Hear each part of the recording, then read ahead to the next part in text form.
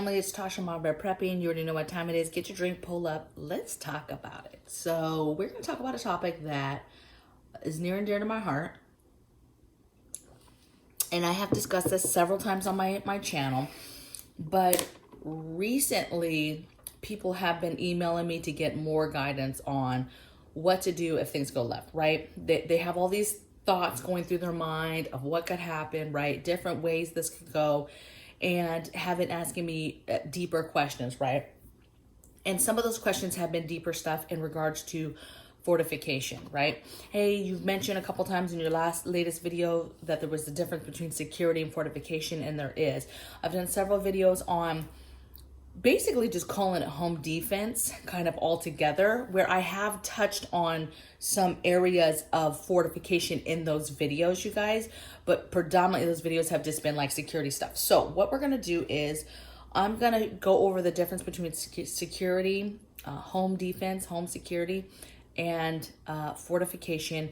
And then I'm going to give you some hard nose, these are the things that I personally think about and or do and prepare when it comes to fortification, okay? Because fortification is different. Security is like ensuring that you're not a soft target, right? Making your home in general a hard target, so you're basic thief, basic criminal, basic people just trying to find something to take and steal, that you're stopping those people from doing that, right? Basic surveillance, maybe a little camouflage, but fortification becomes you are specifically increasing the defense of your perimeter, your home, your property, whatever the case may be, okay? And fortification, you guys, comes in and is in other areas, right?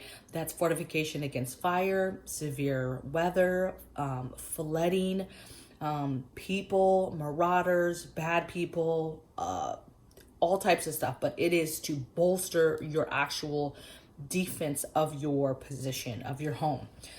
A lot of people talk about, I got my bags ready, I'm gonna bug out. Some of those people have places to go, some of those people don't. The average family, whether they do so or not, okay, because it is, people panic and they just think that, families just think they should pack real quickly, put their stuff in the car and go. And there are a few things, if they happen, you will do that. We will do that if certain things happen, okay? However, most of the things require you to stay home. You're going to stay home. You're going to stay where your preps are, where your stuff's at, the area that you bolstered, the area that you're familiar with, and you're going to hunker down and stay there, okay? And that's the difference of, if you had to do that, how do you defend that location? And this isn't like some Ruby Ridge, shoot 'em up type video, you guys. This is basic fortification, strengthening your home, okay? To keep lots of things at bay, okay? Not just people, some of it's people, but flooding, weather, all types of stuff, okay? So let's get into it. So I'm not gonna get into security too deep, but some examples. Cameras, CCTVs, that type of thing. Entry point, basic entry point stuff, right? Sticks in windows, other extra little locks, maybe floodlights, motion sensor lights, different things like that. And different normal security things that you would able to surveil what's going on outside, and view and surveil your stuff that's outside, your cars, your property, basic stuff, okay? Basic locks, having a dog, maybe having your gates, your fences, basic things like that. That's your basic security, right? You lock it down, you have your fences, you have your gates, you have your cameras that can see stuff. Maybe you have some motion sensor lights. Maybe you have some defensive tools, right? This could be part of security. But, that's just kind of everyday stuff. Now let's talk about fortification. So fortification, I'm talking about stuff like barriers. I'm talking about, you have a home, how secure is it for people just walking up on your home?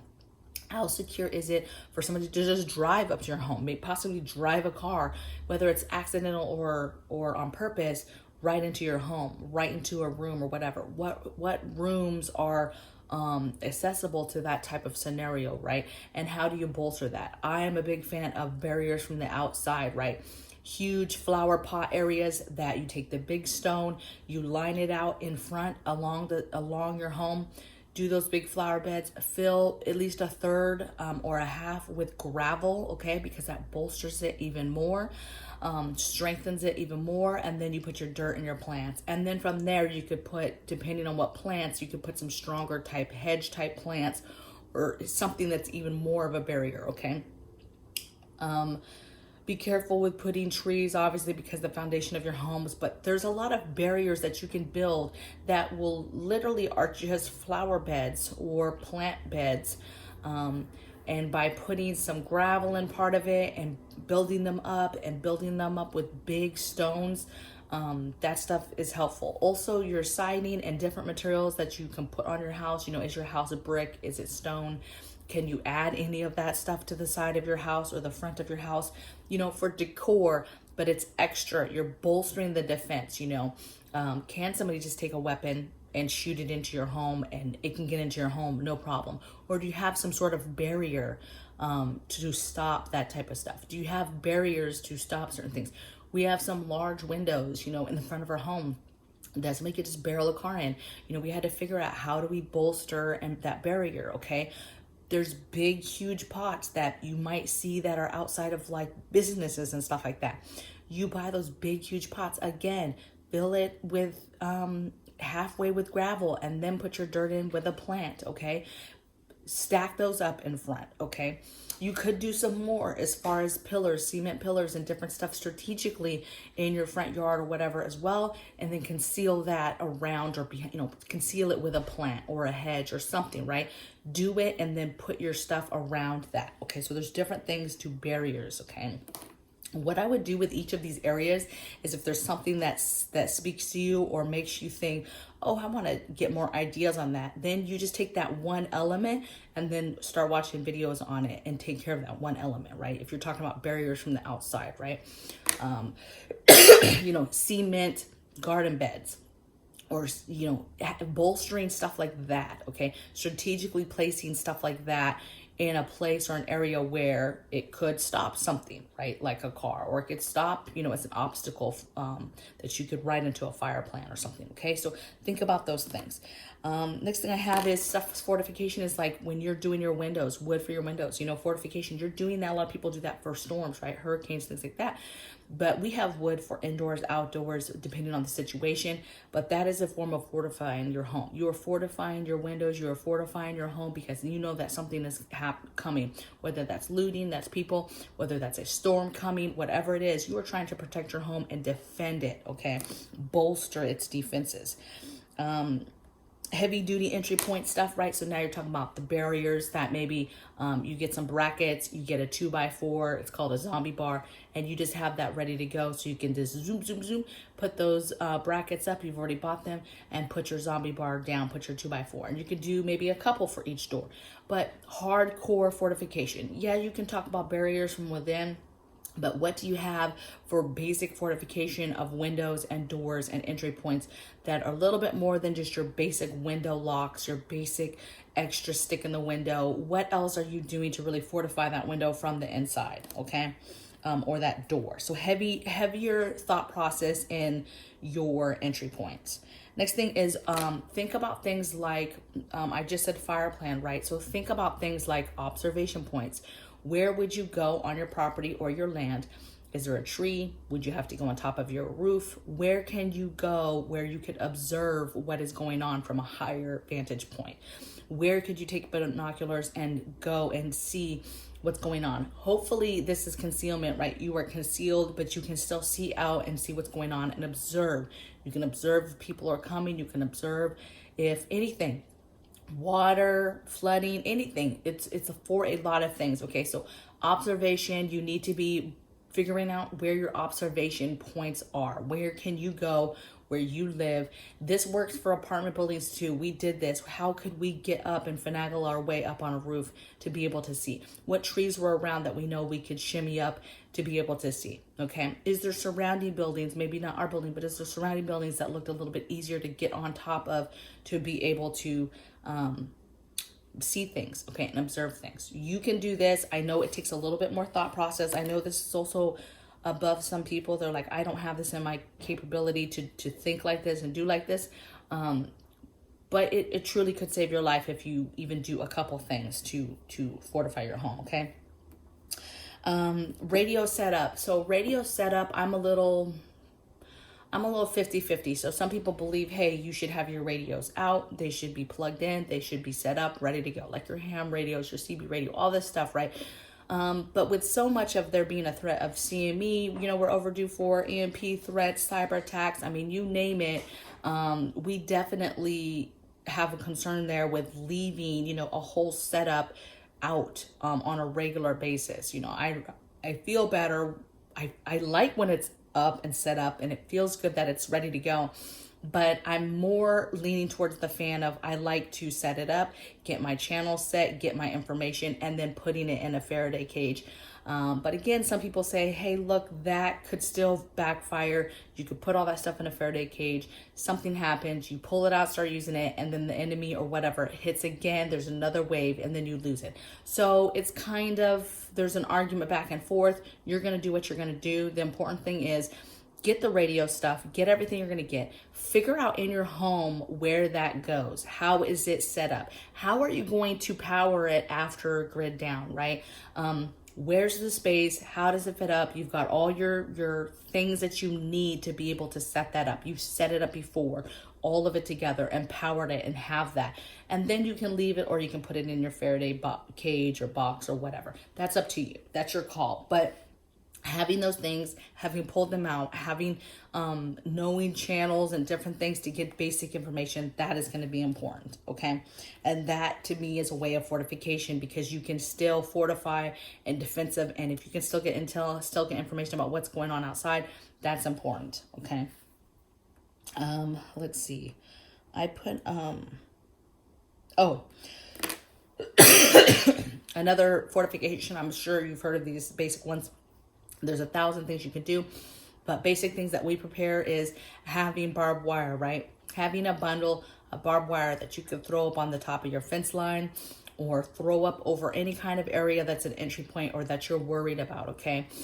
Obviously, if you get a lot of it, you can help maneuver for fire plans and funneling people or doing whatever, but having some basic barbed wire for your fence line is good, I think. That's a perfect prep. Another thing is having boards that have pre-pushed through nails, big nails on them. And then, you just have to throw those up on top of your fence and nail those wood pieces down. And then boom, you've got some kind of like the bird, protection against birds, but way more dangerous, okay? So barbed wire and or boards with nails. Of course, your defensive tools, people, knowing your high points, right? What are the obstacles, natural obstacles or man-made obstacles in your and on your property around your home? This could be something as simple as a hedge line. This could be an old broken down car. Maybe it's an RV. Maybe there's a big rock pile. Maybe it's a cluster of trees. But knowing those obstacles, knowing your high points, where's your high ground? Again, this isn't just for people attacking you. This is also for weather, for flooding, that type of thing, okay? Getting into that and flooding and people and fortification, sandbags. So sandbags are good. They're amazing prep because they can be used in so many ways. Obviously, they could be used if you have some sort of flooding situation, need to cut off some kind of water that's coming from somewhere, need to direct it somewhere else, need to do it around your home because there's flooding, do it at your driveway because it's coming down the road and you want to keep it away from your home, or, building up a defensive position, right? Digging into the ground to a firing position and having sandbags and things built up around you. So think about that. It could also be useful if you have an observation point or location, and then you want to have some kind of built up with boards and sandbags. And this could be even on your roof or in a tree or whatever, right? A tree house, that type of thing. So sandbags, super, super, super, super, super important, okay? And if you have some and you have some that are already pre-filled, that's the best. And then if not, knowing where you're getting filler, should you need more, okay? But that's like an amazing prep. That's a must-have, I think, for fortification. And then I have just a note about hedges and cover. Something as simple as hedges. Like people are like, I can't do anything. Something as simple as, okay, you have a suburban backyard. You have a fence line, right? Okay, maybe get some, you can't get barbed wire, or you think that's a little too much. You know, get the nails and get the 2x4s and just keep them in your garage for the day that you need to push them through and put them up on the, you know, maybe you're like, I have kids, I can't be fortifying, you know, fortification stuff like that right now, but you just get the preps. The whole point of this is to get the stuff that you need to be able to do certain things when you want to move into fortification. Okay, some stuff you can do now to build up to that. Get your fence line, right? Get that other stuff, that higher stuff, right? Barbed wire or the wood, just put it to the side. Grow or plant hedges that you know will grow the fastest and tallest, and just do those along your fence line, okay? Because those are going to grow higher than your fence line, okay? Or other places, obstacles from seeing stuff. Maybe there's a position you want to have some sort of obstacle, or you're planning, hey, I think this is going to be my observation or whatever, and you know, plant your little plants around that to start bolstering your lines of sight in the stuff that you don't want to be seen, okay? Think that through and start getting the preps that are needed, right? Maybe it's like, okay, we've got a few things we're gonna now put into our budget to get wood cut for the windows, all the windows. We're just gonna do from the outside, get those cut like it's hurricane season, put them in the garage, okay? Or from the home, right? Cut them, see where your windows are. If you have a way to keep that stuff in your home, cut pieces, cool, but if not, that's fine. Get your zombie bars. Get your 2 brackets that fit a 2x4. Cut the 2x4 a little bit further than your door. Figure out if you want 1 or 2 per doors. Figure out all your doors that you would possibly want that on. And then you're not putting that up, right? You're not putting those brackets up now so everybody that comes over can see you've got 2 or 4 brackets on either side of your door. No, but you keep those, you keep them in a spot, and if things get bad and you get to a point for whatever reason you need to fortify your doors, then you take your drill, you start drilling in those brackets and put those 2x4s, okay? This is serious stuff that some people take serious, some people think are silly, some people think they can't do it. But let me tell you, if something happens, you know, 9 out of 10 times we're not leaving this house. And depending on what's going on, we're not wasting time being panicked and getting into the car to go somewhere, okay? Because this is the thing. Even if you get in the car and you know where you're going, let's say you know you're going to your friend's house. If they're not prepared for you and your family, and you haven't been preparing this whole time for you and your family to come there, that is a disaster. You're just going somewhere where you still don't have any preps. You have nothing, okay? Yes, you have somebody who is nice enough to say you could come here, maybe, okay? And yes, I understand if you absolutely have to just leave. Like, we see a mushroom cloud, you know, over Seattle, and we're like, we're dead, you know? And if we're not dead from a blast, we've made it, we're outside of that. You know, if we don't move, you know, that's hard times. And a lot of families, I'm telling you what, a lot of families might actually still stay. So there'll be a lot of people though on the roads just randomly trying to go somewhere, and they're not going to make it because it's going to be dangerous times. So most of the times, 9 out of 10, you're going to stay home. And so the more you've done to bolster that, the better off you'll be. And this stuff's for a rainy day. You know, God willing, you never need any of this stuff. But just having it in the garage, knowing that we have it, brings a huge peace of mind. And this is not even something you guys are doing all the time, right? You're budgeting this. You're getting these pieces here and there. Let's talk about some things to think about, or some tips. Just a few things. I already talked about the Faraday one, right? So that's your call whether you're going to keep your stuff in your Faraday cages and then pull that out. But you definitely need to make sure that you pull it out, set it up, and know where you're setting it up in your home. That's a big deal, right? You're like, oh, I'll just set it up. No, you need to have a dedicated place that is ready to go and set up, right? You've got your strips, you've got your power source that you've purchased that's going to be just for the radio systems, and you know, you're ready to go. You've got to get that situated. The other thing is think about grid down. So for us, we have regular cameras that are like on the grid, right? In the cloud, whatever, right? They're on the web. Excuse me. And that is nice for like grid down. I mean, for Bluetooth and Wi-Fi and having this huge cloud that you can keep all your data and whatever, okay? But you have to have another capability to see outside, look outside, okay? So things like binoculars, things like CCTVs. CCTVs, very, very low wattage, you know, you got some few cameras, they record, you have a base. And again, it's just like the radios, you set it up. So for us, all our radios, ham, the CCTV, all of that stuff is set up in the regular area. Just thinking this through too, we've only got one CCTV, but thinking about getting another set of CCTVs that could keep in the Faraday cage, because we have both out, right? The intent is regular cameras and CCTV. CCTV is kind of, you just see it on the go, right? It's just basic. It's a camera monitor. And some of them do have a little bit of storage, which I like, which is what we have. But think about that. Think about, again, how you would power it. Maybe you're not a radio person, you don't have radios, but you need to be able to power that, the box, the CCTV box, and the monitor or TV that you're using to do that. And again, remember, CME, EMP attack takes that down. You've got to have a backup monitor somewhere in a Faraday cage, and you have to have the actual CCTV console and some extra backup cameras. Now, the good thing about CCTVs, you guys, is they're fairly cheap. Couple $100, you can get the console with like 7 or 8 cameras, because they're just so basic, right? They're very basic. A lot of businesses use them, so they're not like the Wi-Fi fancy ones where they're very expensive. You get tons of cameras, you can set them up, and they're very basic. Okay, obviously I'm talking way too much because it's itching my throat. And then the next thing I have tip-wise is, you start by just walking your property and just think about it. You know, how easy could my house be shot up? What barriers, from siding, from anything, what could I do to fortify my home from being shot up? Walk your property. Where in my home is accessible from a car just driving up into my home? Where are my high points in my yard and my property, just for flooding? When it rains heavy, where does it flood at? Okay. You know, are my neighbors higher or lower than me? Is the street higher or lower than me? Those type of things are important.